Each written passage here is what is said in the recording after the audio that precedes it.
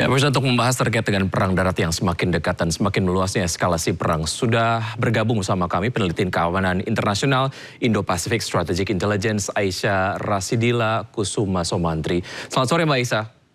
Selamat sore Mas Vicky. Baik, terima kasih sudah bergabung di Breaking News iNews. Kalau kita bicara mengenai perang darat yang kemudian dikatakan semakin dekat, sejauh mana ini kemudian memberikan signifikansi terhadap berbagai macam masalah yang terjadi, diantaranya terkait dengan distribusi energi ke dunia. Seperti apa Anda melihat ini?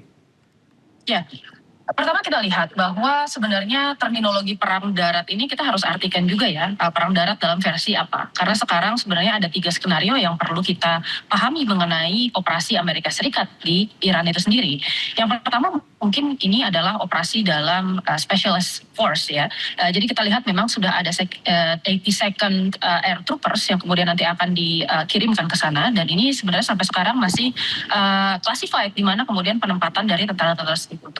Yang kedua adalah ini ada mariner ya, tambahan dari 2.500 yang diturunkan kemarin, kalau tidak salah akan ada 5.000 lagi yang kemudian diturunkan.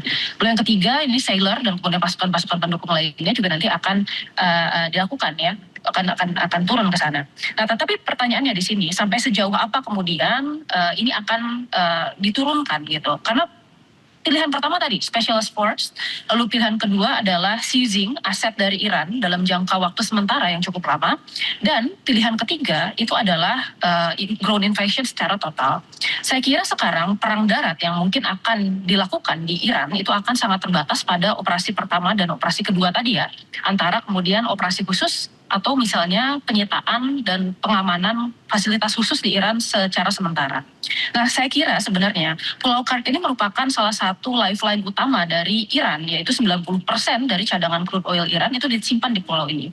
Dan ini merupakan salah satu sumber ekonomi utama bagi Iran dalam melaksanakan peperangan ini, khususnya dengan bagaimana Iran itu banyak sekali mendapatkan sumber dayanya ya, khususnya untuk mendukung peperangan dengan memanfaatkan minyak-minyak yang ada di Pulau Karg.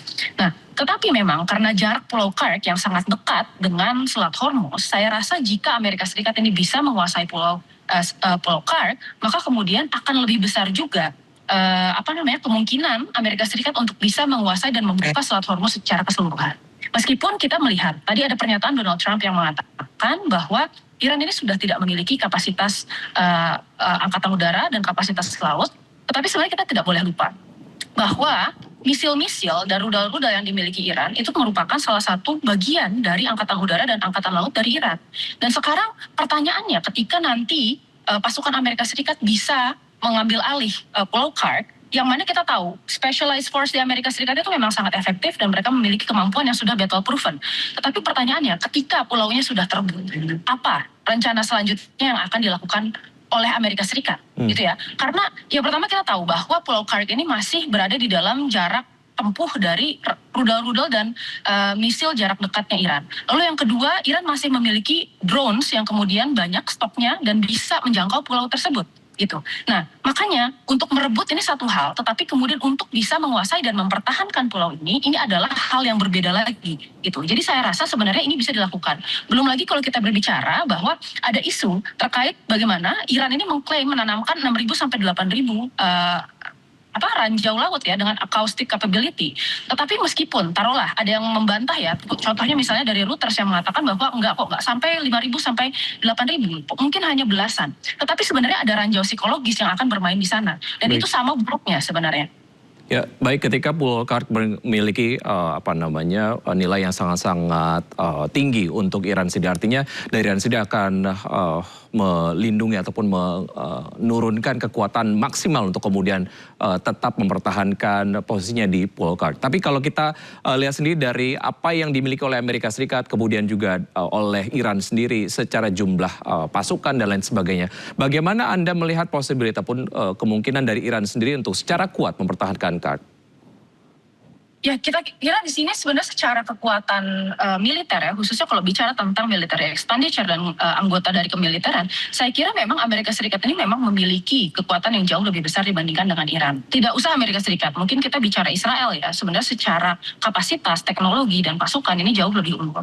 Tetapi sekali lagi, yang namanya power atau kekuatan, ini kita harus lihat sesuai dengan konteksnya.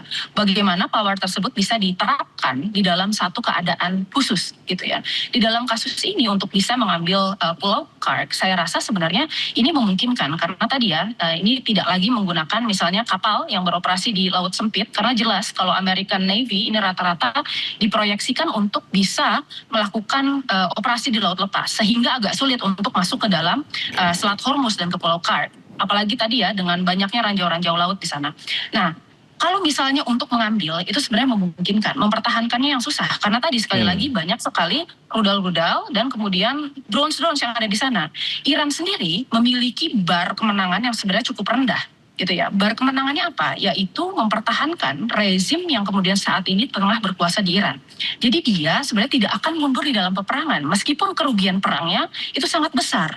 Karena di sini perang ini merupakan existential threat yang bisa mengancam kelangsungan rezim di Iran. Ketika mereka mundur dari peperangan ini, maka yang terjadi adalah mereka akan kalah dari perangnya gitu. Sementara Amerika Serikat sebenarnya masih memiliki strategic choices yang banyak ya.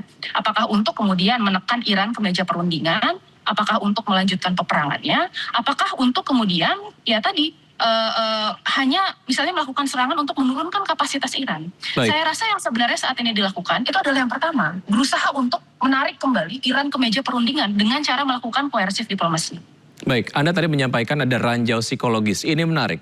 Seberapa efektif ini kemudian menjadi satu upaya yang terus dilancarkan oleh Iran sehingga kemudian ini menurunkan keyakinan untuk Amerika Serikat sendiri untuk melakukan serangan secara darat ke Iran? Jadi Iran ini merupakan sebuah negara dengan benteng natural. Jadi Iran sangat diuntungkan dengan posisi dan letak geografisnya. Kita lihat sebenarnya di sebelah timur, utara, dan barat, Iran ini dikelilingi oleh pegunungan yang tidak akan bisa ditembus oleh pasukan kavaleri ya.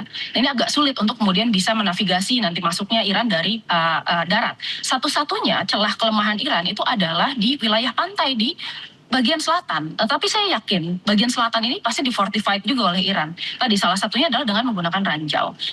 Jumlah 6.000 sampai 8.000, ada yang bilang 5.000, ada yang bilang 6.000 ya, ini beragam jumlahnya. Tetapi kalau kita lihat di sini jumlah itu adalah klaim dari pemerintah Iran. Yang kita tidak tahu adalah itu benar atau tidak.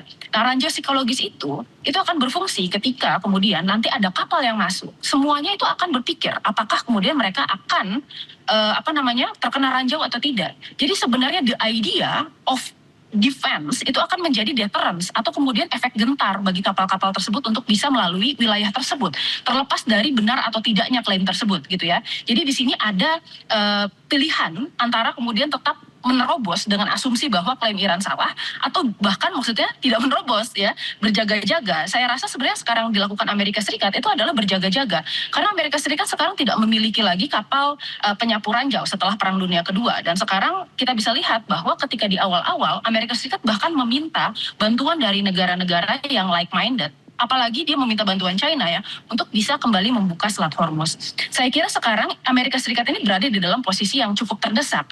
Jadi dia memenangkan pertempuran sebenarnya secara taktis ya, karena tadi resource-nya lebih banyak, kekuatannya lebih besar.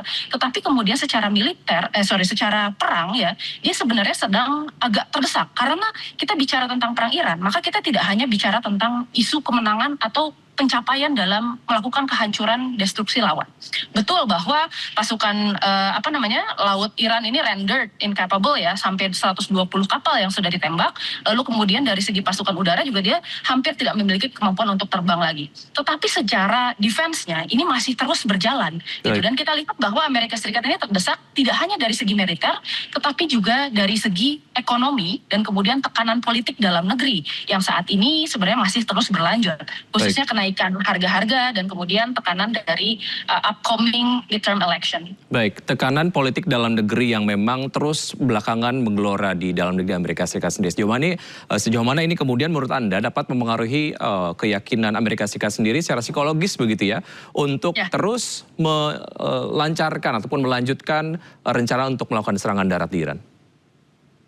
Yang namanya perang itu selalu butuh legitimasi dan dukungan dari masyarakatnya, terutama kalau kita bicara tentang negara-negara demokrasi.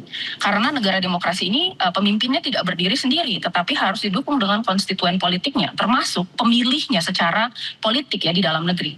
Nah, kita lihat sekarang di awal berlangsungnya peperangan ini, data dari Bloomberg menunjukkan bahwa hanya 41% masyarakat Amerika Serikat yang mendukung terjadinya peperangan, 59%-nya menolak. Nah, kemudian sekarang di data survei terbaru, ini hanya 29% yang mendukung gitu. Jadi sebenarnya perang ini sangat tidak populer di dalam negeri. Terutama kemarin kita juga sudah mendengarkan bahwa ada gerakan-gerakan seperti misalnya gerakan No Kings di Amerika Serikat yang dimana terdapat 8 sampai 9 juta masyarakat yang turun ke jalan untuk memprotes permasalahan perang ini.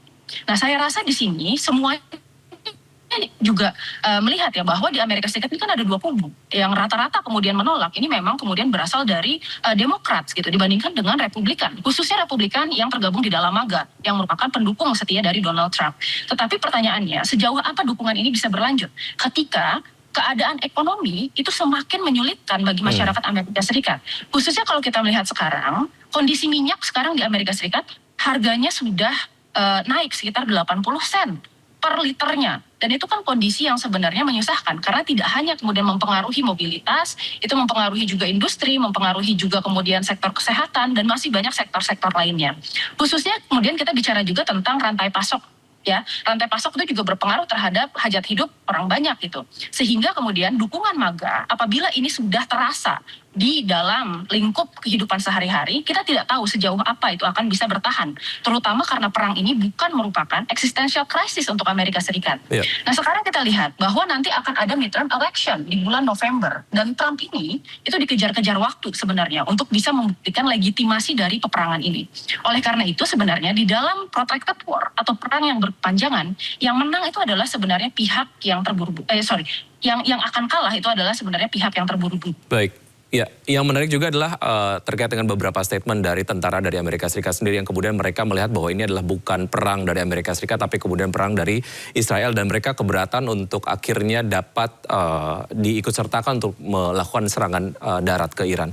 Bagaimana Anda melihat ini? Sejauh mana ini kemudian menjadi satu hal yang akhirnya mungkin akan membuat posisi Amerika Serikat cukup lemah di serangan darat ini? Ya, saya rasa kemarin sudah ada beberapa berita ya, termasuk di Gerald Ford itu kemarin kita mendengarkan berita bahwa dari banyak sekali sailornya yang menolak, terutama karena mereka baru saja beroperasi di Venezuela, lalu langsung ditarik untuk kemudian bergabung di dalam operasi Timur Tengah. Dan itu saya rasa merupakan salah satu bentuk demoralisasi juga ya dari masyarakat, karena prinsip utama dalam peperangan adalah jangan sampai menurunkan pasukan yang baru saja selesai berperang kembali, gitu. Nah, lalu kita lihat juga sebenarnya di sini di dalam negeri banyak sekali sentimen negatif terkait bagaimana kemudian motivasi politik ya Amerika Serikat untuk turun ini sebenarnya dipengaruhi oleh lobby-lobby dari Israel. Karena kita tidak boleh melupakan bahwa kadang-kadang kita berbicara tentang perang ini kita harus berbicara tentang dua aktor saja yaitu Iran dan Amerika Serikat. Tapi kita lupa kalau ada aktor ketiga yang justru merupakan proponen utama dari perang ini yaitu adalah Israel. Gitu. Saya rasa di sini saya nggak tahu dealing utamanya itu seperti apa. Ada yang bilang maksudnya dealing ekonomi, hutang politik atau bahkan ya berhubungan dengan kasus yang kemarin mengenai Presiden Donald Trump. Tetapi yang jelas ini kita lihat sebenarnya memang kebutuhan utama secara strategik ini memang berasal dari Israel. Karena yang kemudian dirugikan paling besar dari kemampuan Iran, jika Iran memang bisa mengembangkan senjata nuklir, itu adalah Israel. Israel tidak mau terjadi adanya stalemate dan kemudian nanti akan terjebak di dalam mutually assured destruction. Seperti apa yang dulu terjadi pada India dan Pakistan. Itu ya, jadi tujuan Israel di situ adalah kemudian untuk menjadi hegemon tunggal di kawasan Timur Tengah.